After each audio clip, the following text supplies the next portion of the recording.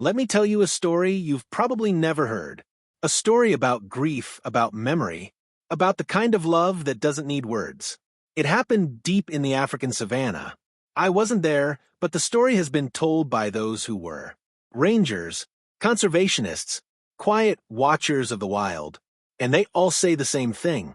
It was like watching a funeral. Only it wasn't for a human. It was for an elephant. She was the matriarch of her herd. The oldest, the wisest, the one who remembered every path to water, every season of rain, every danger hiding in the tall grass. She had led them for years, decades, even through droughts, through floods, through birth and death, and everything in between. But one morning her body lay still. No breath, no movement, just silence. And that's when it happened. The herd didn't panic. They didn't scatter. They gathered.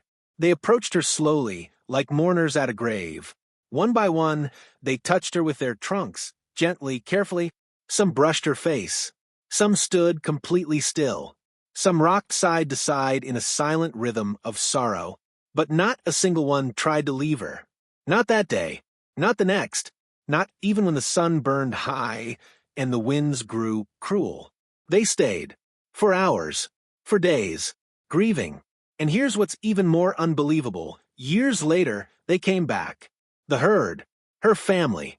They returned to that exact place and stood among her bones. They didn't move them. They didn't play. They touched them softly, almost like a prayer. They remembered. Scientists call it a mystery. Some call it ritual. But I call it love. Because tell me, what else do you call it when someone travels miles across dangerous land just to stand where a loved one died? This is the part that stays with me. They do this for each other. Not because anyone is watching. Not because it's expected. But because elephants feel deeply. They mourn. They remember. They love. So, the next time someone tells you animals don't have souls, tell them this story.